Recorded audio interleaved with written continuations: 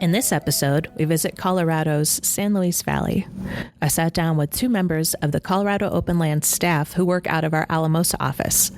That's Conservation Project Manager Sally Wier and Land and Water Steward Seth Armentrout. We talk about what makes the San Luis Valley such a rich area for conservation, including the landforms, the climate, the partnerships, the wildlife, and of course, the people and traditions. I'm Leslie Volker, and this is Landlines.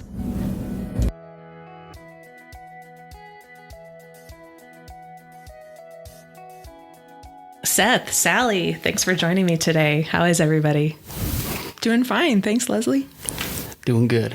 Great. So first of all, we all know the San Luis Valley is such an interesting, special, kind of unique place. I would love to hear how each of you ended up here. How did you get here? Sally, if you want to go first. Sure. I'm a Colorado native, but I was born and raised on the Front Range. But I'd been to the San Luis Valley numerous times as a kid and as a young adult to come down and hike and play and visit the Sand Dunes National Park. And I, at one point in my life, got a job that was working with a nonprofit and the U.S. Forest Service and the Bureau of Land Management down here in the San Luis Valley, doing volunteer stewardship work on public lands here. And the reason that the job was appealing to me was because it was here in the San Luis Valley. And I knew this place and wanted to live in a more rural mountain environment. And so moved down here for that position, and then moved into private land conservation work with the Rio Grande Headwaters Land Trust, and then transitioned over to Colorado Open Lands a few years after that. Was there any culture shock from moving to a bigger city to a smaller town when you first arrived? It was, it's a huge difference for sure. I don't know that I felt shock per se because I was ready for that. And I was personally looking for more of a rural, quiet, open place with less people, less traffic. So I was ready for it. But yes, it is certainly a big change. Yeah. Seth, how'd you end up in the San Luis Valley? Yeah, so I also grew up in what some people call the anti-Boulder, which is Brighton, Colorado. And I grew up there, went to school, college in New Orleans. And then on my road trip home from New Orleans, it was like 101 degrees on a May day. And I remember I left New Orleans and then came to the San Luis Valley, and it was a blizzard. And I was like, interesting, within 24 hours from 100 to a blizzard. And my sister and I stopped for coffee, saw the Sangres, had that moment that a lot of people have who are either from here or who end up here. And then I joined the Peace Corps, and then COVID happened. And I knew I wanted to get my hands dirty and speak a second language. So started working at the Rio Grande Farm Park, picked up some Spanish, got my hands dirty. The Rio Grande Farm Park is held in conservation easement by Colorado Open Lands. So we were building a lot of stuff, had a lot of projects going on. I was in close contact with the stewardship department, which I now work for, and then hopped ship. And now I still volunteer for the farm park. So just community connections going on. Excellent. So as I understand it, Colorado Open Lands has been working in this area for a decade plus. Before we really dig into what's special about this place, I would love for the two of you to tell me a little bit about what are the most emblematic conservation values of the San Luis Valley? Or what do we really look for in a conservation project here? I think a huge value that we address on a lot of our conservation easements here, almost all of them, is agriculture. The valley floor is almost all in private hands, and much of that is irrigated agricultural land.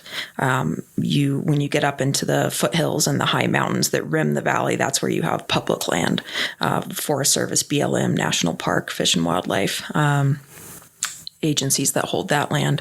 So yeah, the bulk of private land in the San Luis Valley is in agricultural production, and that's a huge part of the economy here. So I would say 95% of the projects that we work on focus largely on agricultural values. A lot of that is then also synonymous with open space and big scenic views, and also supports wildlife habitat because you're, precluding those lands from being developed, and taking out wetlands or wet meadows or, whatever it might be that diversity of wildlife utilizes. But agriculture is definitely a key aspect of the properties we work on down here.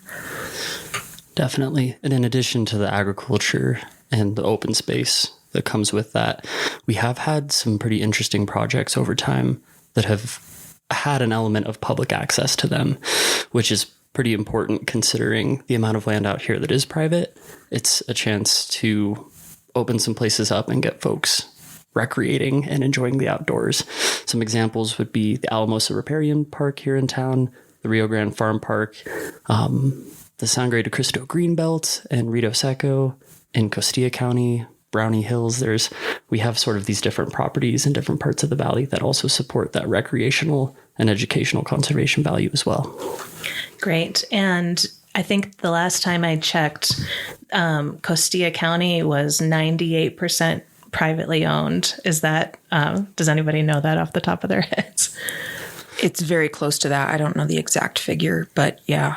Google's AI feature will tell you 99% plus. I've heard 97% plus.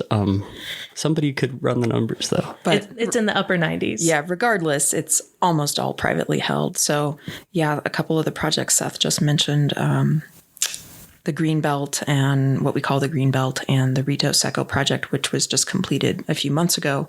These provide public access to lands that are now held by Costilla County for a county open space program that allows for walking and picnicking and fishing and just an opportunity for the community to get out and enjoy their beautiful setting at the base of the Sangre de Cristo Mountains. But yes, almost all of it's private land. So that's a really important asset to try to expand and make more available to the community down there. And I guess I should have started with, we should orient folks. What are the natural boundaries when we say the San Luis Valley? What is it a valley from or through, or what are help me get my arms around it here. I think there's probably a correct answer to this, but I think of the Sangre de Cristos and the peaks of them running along, and then the San Juans and also the peaks that run along. I think generally it's a 6-county area. People usually think of it as Mineral, Saguache, Costilla, Conejos, Alamosa, and Rio Grande. Rio Grande. Yeah. Geologically, the valley floor, at one point there was a huge lake called Lake Alamosa, which informs kind of why it's so flat today.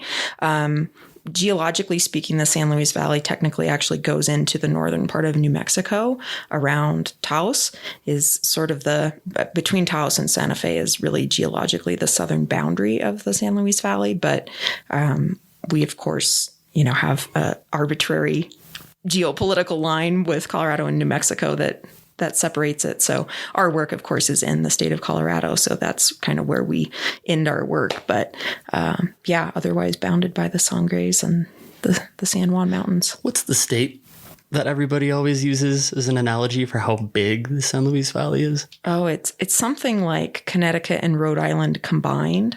Wow. The San Luis Valley is the same size as those two states. It's something like that. And we have a population of about 40,000 people. That's bigger than I would have guessed. So it's a very big area with very few people. Yeah. And we're in the town of Alamosa today. That's where our office is here in the San Luis Valley, where Seth and I work full time. And Alamosa is what we call the big city. And we have about 10,000 people in Alamosa. Okay. And then, so we talked about the landforms. Tell me about the water. What are the watersheds, or watershed singular? What are the major waterways that we're looking at here? Well, the Rio Grande, or the Rio Grande, depending on your pronunciation choice, is of course the bloodline of this community, and it has notable tributaries, including the Conejos River that flows into it, and other smaller creeks and watersheds as well.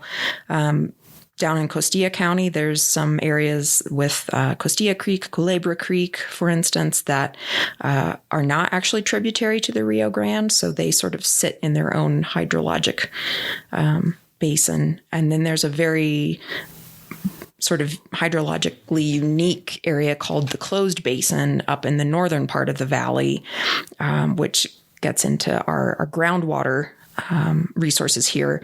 We have 2 aquifers underneath the valley and the valley floor. And the Closed Basin is a section in the northern part of the valley where the water that runs off of snowmelt off the mountains on both sides of the valley that run into that Closed Basin area, it's like a sump, and that water does not naturally connect to another waterway outside of that system. And so that's why it's called a closed basin. The water flows in, but it doesn't naturally exit.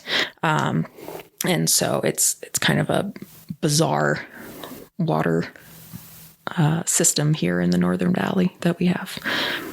But super important to distinguish how water's managed in the closed basin and then outside of it for south. So when I think of Colorado Open Lands work in this area, the headline for me is water, water, water, water, water, maybe one more water. And I know that the area has been subject to drought in the past decade plus, maybe more than that. Can either of you speak to that for me? Yeah, it's a very arid region. It's naturally very dry. It is a high altitude desert. The bottom of the valley floor gets around, folks will say, around 7 to 9-ish inches of precipitation a year. So it is a high altitude desert, and we sit at around 7,000 to 8,000 feet above sea level. So it's naturally very dry, just climatically. But yeah, we're seeing really a trend towards ongoing drought and aridification. We are a basin, a community that is, our water sources are fed primarily off of snowmelt that accumulates in the San Juans and in the Sangre de Cristos. And that snowmelt then runs down and feeds into the rivers and streams and helps to recharge the aquifer. But our snowmelt system is changing dramatically. We're getting a lot less snow when it melts. And when we have peak runoff into our rivers and streams is significantly earlier than it once was. If you look at the past several decades, the hydrologists around here will tell you that our peak runoff is now almost a month earlier than it once was. And that's only in the past several decades. So it's a pretty dramatic shift in how much water we have and then when and how it becomes available to the community. And is that change projected to continue as far as we know? I think so. The climate models are interesting because they're high confidence that it's going to be warmer, therefore more evaporative demands, and it kind of takes more water out of the system. But they're uncertain about what the precipitation future looks like. So I know there are some sort of unusual rain events that have been happening in the past few years. And so I know, helping manage a farm, we'd be looking at the charts and the forecasts and seeing that colossal cliff in April when all the snow's melting and getting really nervous about, are all the vegetables going to make it this year? Should we plant? Should we not plant? Oh, let's plant. Let's do it. Maybe we'll get some rains. And there have been a couple years where the monsoons have been much stronger than they have been in the past. We had a year the monsoons didn't come and we lost a bunch of vegetables. Mm-hmm. So there's a lot of hard decisions, and in the face of unpredictability, those decisions can be pretty costly. But I think a lot of folks are thinking about this and paying attention. Yeah. One thing I appreciate is it's like in the local press or when you talk to people, everyone's sort of paying attention to how much water is in the river, and is it going to rain today? Is it going to rain tomorrow? And it's in an agricultural community, it's pretty top of everybody's mind. That I want to put a pin in that. You said a phrase that I'd never heard before, and I would love if you could dig into it a little bit or just explain it. And that is evaporative demand. I have not heard that before. What does that mean? You know, when you're on a run in the San Luis Valley and you're kind of hot and you just like aren't sweating. Well, you are. I think you are sweating. It's just there's so much evaporative demand being so high up in such a dry, low humidity place that the sun is essentially sucking more water off of everything. Got it. I think, yeah. Yep. So Seth, I'm glad you brought up your work planning farms or a farm. And I want to transition to a community that we have done a lot of work with at Colorado Open Lands, and that is the acequia irrigators of the San Luis Valley. Tell our listeners what that's all about. Tall task, because it does go back and it has evolved for a while. It was over a decade ago when Sarah Parmar, who's our director of conservation, first came down here, attended meetings, listened to folks, was understanding the substance of what are conservation opportunities, what's going on. And she made some good friends. And a couple years later, we closed our first conservation easement in the acequia community and have since closed more. And so that's sort of our bread and butter work. It's what we've done for a long time is conservation easements. And that has had a huge impact on that community in terms of keeping farms and ranches viable, supporting different irrigators, supporting generational transfer of those lands. And we had a lot of funders who helped us with that and partners who helped us with that because it's sort of a non-traditional landscape. So I want to pause right there. Yeah. What's an acequia before we dig into the wheres and whys and hows? Yeah, the essence of it, two things. It is a ditch. I mean, it's a physical gravity-fed ditch, but it's also a political and social institution. And the substance of that is water sharing, as opposed to water as a commodity. What does that mean? That means that instead of having landowners who divide, or speculators or investors divide water up into different shares and assign votes and ownership based on those shares, you have a network of ditches, and each ditch or each acequia has a group of folks. Each person gets one vote, and they'll share the water in times of scarcity within the ditch and among the ditches. And that's the way they've been doing it since before Colorado was a state. And so this system of water management and approach goes back at this point over 150 years. It's very prominent in New Mexico. I have over 700 recognized acequias. They are political subdivisions of the state. So it's very formal. And Sally mentioned kind of that arbitrary border of Colorado and New Mexico. But in Colorado, we have that as well. We have that heritage. And unfortunately, it's strained from kind of that mothership. And so Colorado Open Lands, I think, recognized that there were some unique threats and unique opportunities in this wonderful, both ecologically but culturally rich landscape, with some wonderful folks doing great work, 5th, 6th, 7th generation farmers down there. And there was a chance to partner and get some cool stuff done. So Seth, I understand that you are active with the Sangre de Cristo Acequia Association. Can you tell me a little bit about that work?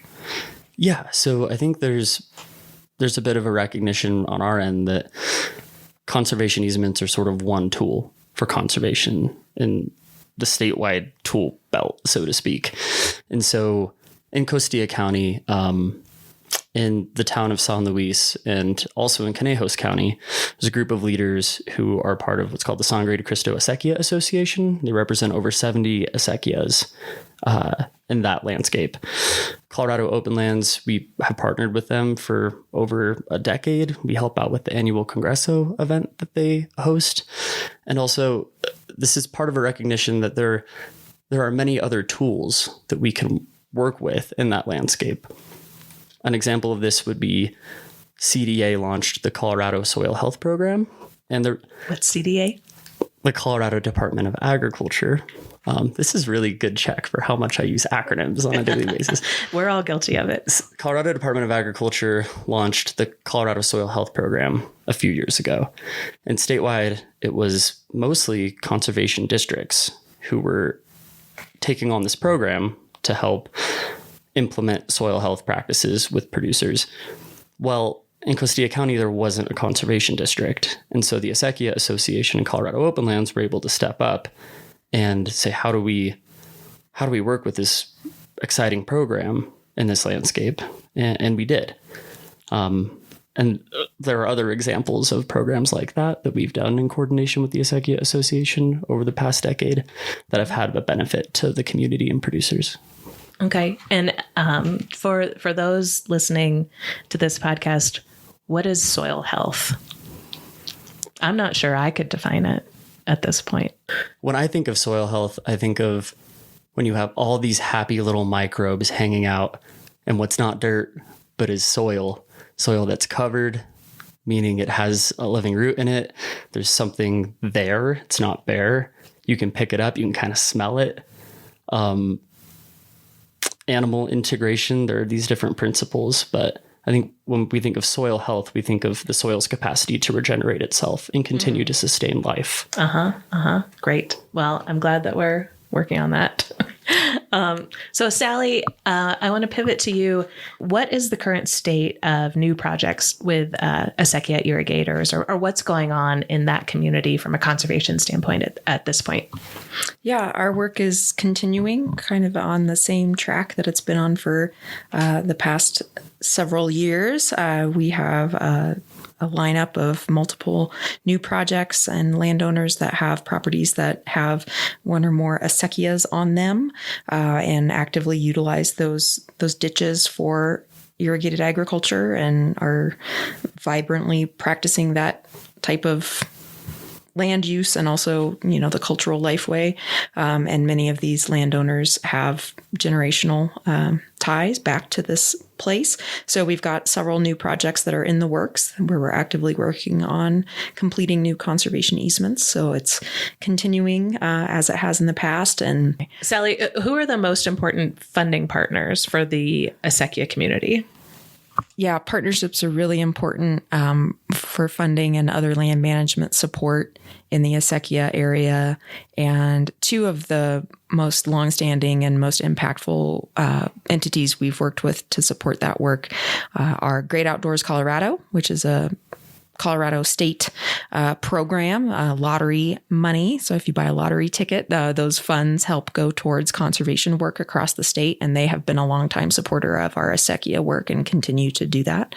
And at a federal level, the Natural Resources Conservation Service, also called the NRCS, has been a longtime supporter specifically of Acequia work. And we have some grants with them specifically for Acequia projects that have really made it possible for us to do what we have done in that area and will continue to do. That's great. And from my time at Colorado Open Lands, I know that the ag piece is really important to funders. The historic practices, preserving those is important to funders. And a really big driver for funding in this and many other areas that we work is wildlife habitat. So I'd love to dig into some of the wildlife habitat of the San Luis Valley. And driving through town, you will notice many murals that feature one species in particular. We all know what I'm talking about. Who wants to talk to me about the sandhill cranes? They're each pointing at each other. Neither of them wants to start. Yeah, the greater sandhill crane is a very iconic species for the San Luis Valley. Many folks know of huge sandhill crane migrations, and often they think of places like Nebraska on the Platte. These are those are lesser sandhill cranes. Ours are greater sandhill cranes, so they're bigger and better. They stand almost 3 feet tall. Wow. So if you're a fan of Tolkien, hobbits are 3 feet tall. These are hobbit-sized birds. They're really large. They're very impressive. They're beautiful birds, and they migrate through the San Luis Valley every spring and fall. They overwinter down in southern New Mexico, largely at an area called Bosque del Apache. That's a national wildlife refuge. And then they'll migrate through the San Luis Valley up to the greater Yellowstone area, where they will have their young throughout the summer, and then they come back and forth in the fall. So we have large migrations twice a year. And in the springtime, they all sort of come through roughly in the same time period. And so we'll get between 20 to 30,000 birds in sections of the valley in the spring. And so we actually have a crane festival, which is a big event for our community. So you can come see those birds en masse. In the fall, they kind of trickle down. They're in the numbers are not as large at any one time, although you can still get some pretty good flocks of them in the fall. But yeah, they're very iconic. And I know I have a little journal that I mark down what's called like a phenology journal. So phenology is like marking a calendar essentially by natural events in the world. So, when certain flowers bloom or when a migrating species is seen, initially or at the end of the migration. And I have a little journal and I always mark down when I hear my first cranes in the spring and the fall. And so it's always a joy to walk outside my door and hear the first one in the spring. And then winter is on its way out. I love that. And then correct me if I'm wrong, their migration pattern looks like a giant hourglass, right? Like they kind of, they span more east and west, further north and further south, but they all kind of converge in the San Luis Valley. And that's where you get those huge numbers. Is that right? That's right. And it's a big economic driver having that migration come through this area with the Crane Festival. Is that also correct? It is. Yeah. They did a study in Monte Vista. The town of Monte Vista is really the sponsor and the host of that festival, along with the U.S. Fish and Wildlife Service that has the Monte Vista National Wildlife Refuge just south of town, where a lot of the birds end up being in large numbers. And yeah, they did an economic study on the impact of the economic benefits of wildlife watching in our community. And that it's very significant because you get people coming from sometimes all over the world that will come and stay in the hotels and eat out and spend money in a town that is otherwise a little bit sleepy. So sometimes. Can I ask about grains for cranes at this point? Yeah. Are you asking me? I'm asking anyone who can speak to it. Okay. Well, I'll give it a shot. As communications director, I was saying to Sally last night when we were out taking photos that I need to know about 5% of what everybody at Colorado Open Lands does.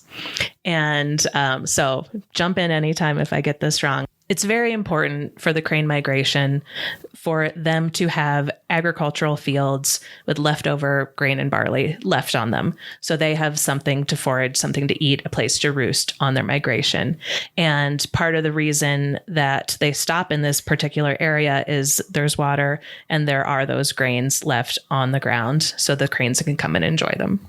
Yeah. Did I get that right, folks? Yeah, the barley in particular is a really good grain for them. The nutrient density and relative proteins and carbohydrates and everything in barley is one of the most beneficial of the grains for the cranes. And there are many barley farmers here in the valley. Some of the biggest crops that are grown here are potatoes, barley, and alfalfa are probably the big three. And many of the farmers have contracts with Coors Brewing. And so a lot of if you're drinking a beer while you're listening to this, and if it's a Coors, you can cheers the San Luis Valley because it's probably what made your beer.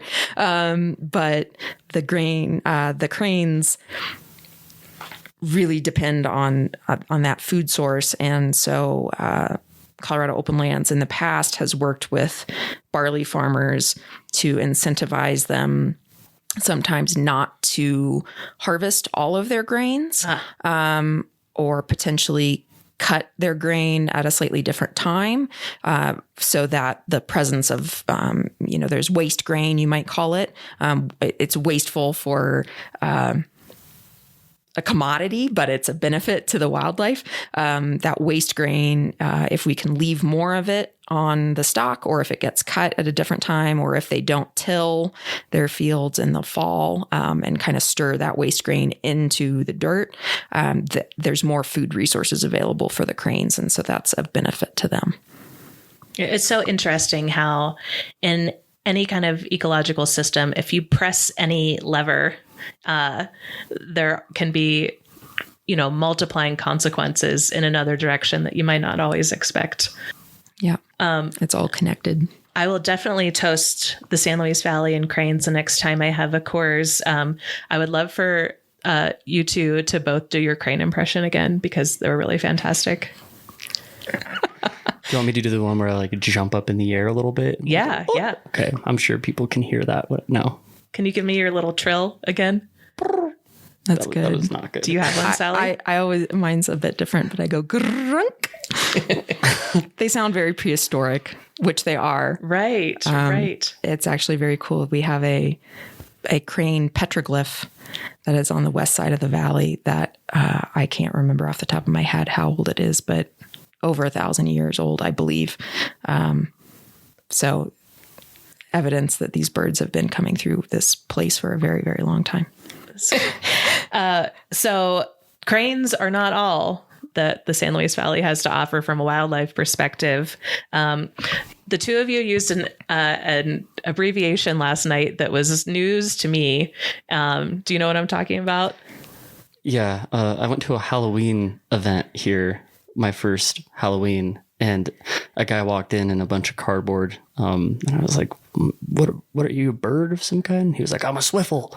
And I was like, you're a what? What's a swiffle? A southwestern willow flycatcher. Ooh. What's special about the southwestern willow flycatcher? They are a bird that is on the endangered species list at the federal level. They got listed almost 30 years ago.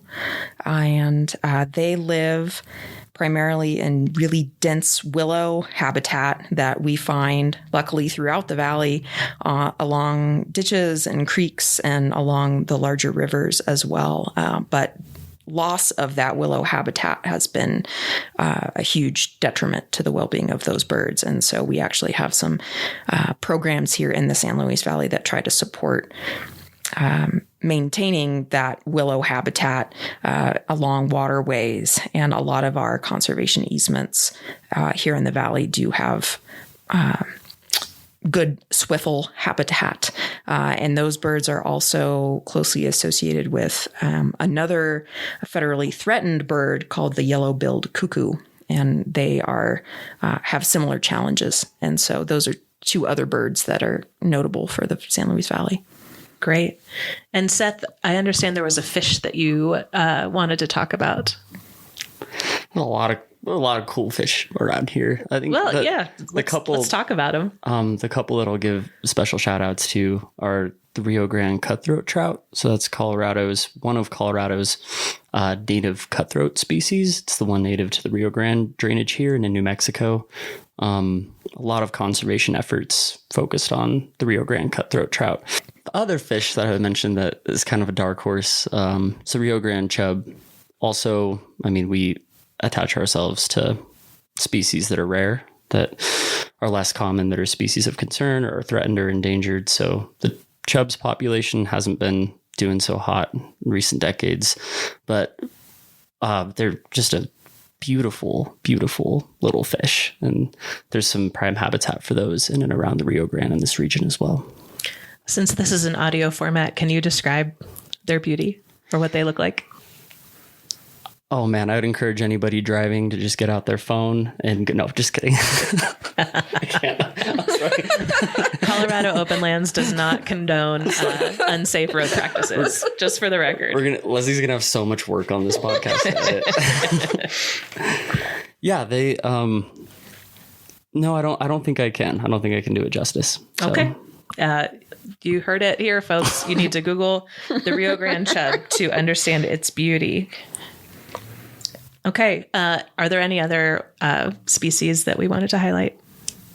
There was a moose at the Rio Grande Farm Park the other day in town, and everyone in Alamosa went crazy. But we have pronghorn, we have herds of elk coming off the mountain. We have a lot of those more charismatic species that folks associate with Colorado wildlife, in pretty good abundance in the valley as well. Great.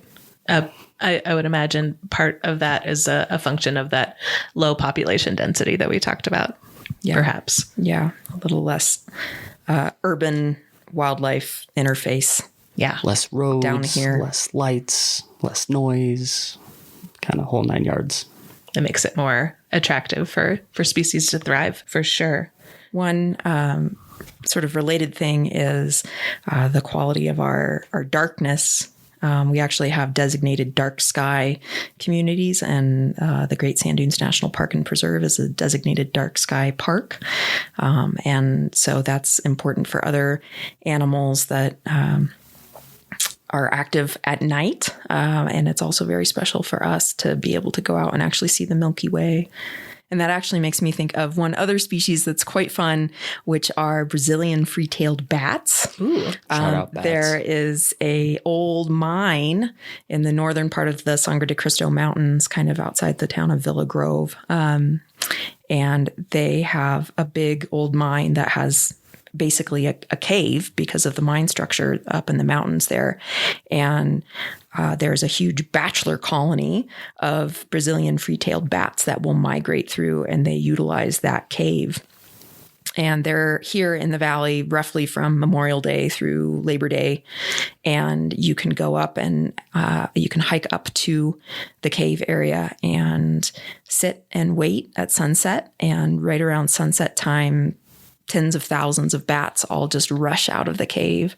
And it's a pretty special experience. And they go out and feed during the night and come back. So they utilize our beautiful dark sky environment as well. That sounds very cool. And that's actually a great segue. This is such a special place, and I know it has its idiosyncrasies. And I would love to ask you both, just what are some of your favorite little things that just make living in the valley special?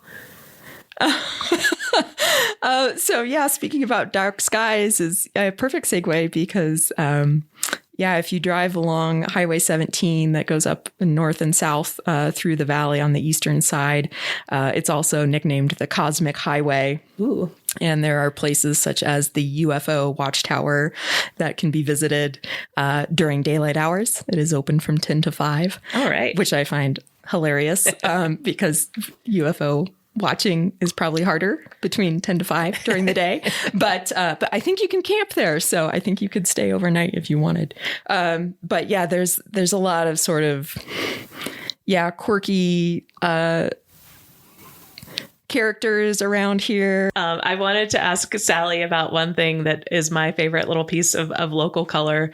And that is road taters. Sally, can you tell us about road taters? Yes, road taters. There's some jokes in the San Luis Valley where, if you have to buy potatoes, you probably don't have any friends because we are second to Idaho. We produce the most potatoes in the country. So it's a pretty significant crop for us. And in the middle part of the San Luis Valley is where a lot of that potato production occurs. And so in the fall, when potato harvest is taking place, you have these huge semi trucks just literally overflowing with potatoes. And so they're driving around. And of course, when they turn a corner, potatoes will just roll off the truck and fall off the truck. But there's nothing wrong with them. So many folks will drive around and you can just stop at an intersection and hop out and pick up some road taters and take them home and have them with your dinner. So very fun. And we're both overpronouncing that because we were discussing this last night with. You don't have to sell me out Seth, like this. Who thought we were saying rotators, which is a different topic for another podcast. Is there anything that I should have asked you two about that I didn't ask? I think one of the things that's so special about, living here, but certainly working here in conservation is to see the work that we do and some of our colleagues do and our partners do. It's not, and we know what the benefits are for private land conservation. And we've been able to get really creative about what those public benefits are for the community, whether it's public access and recreation in Costilla County or the acequia landscape and preserving that heritage, or helping a community of irrigators meet their groundwater sustainability goals in a sub-district. I think we've been pretty forward-looking in how we're supporting the community as a whole and the work that we've been doing in conservation, and not to make it in just a silo. And I'm pretty proud of that and hope we can keep that going for a long time. I think I'll just also add that the community connectivity and support of each other down here is pretty remarkable. There's a lot of different, very small, conservation-oriented entities, nonprofits, different groups, individual business owners, that do wildlife consulting related work. The way that we get along across, agricultural landowners and conservation groups and the Division of Water Resources. And we just have a very, some people call it the Kumbaya Valley because we get along really well and we work together. And I think it's a benefit of maybe being marginalized in some ways. We have marginal water supplies. We are, we're not close to the Front Range. We're a little more isolated that way. And so we have gotten very good at working together to solve community-wide concerns. And it's a very special component of working in conservation. Well put. Well, I thank you both for joining me today. This was a lot of fun. Thanks, Hope you Leslie. had fun too. Yeah. Thanks for having us. If anyone listening is interested in visiting the San Luis Valley, you can always email us at Colorado Open Lands. We can show you where some of those public access properties are and maybe direct you to some rotators if you're lucky. This has been Landlines, and we'll see you in a couple of months.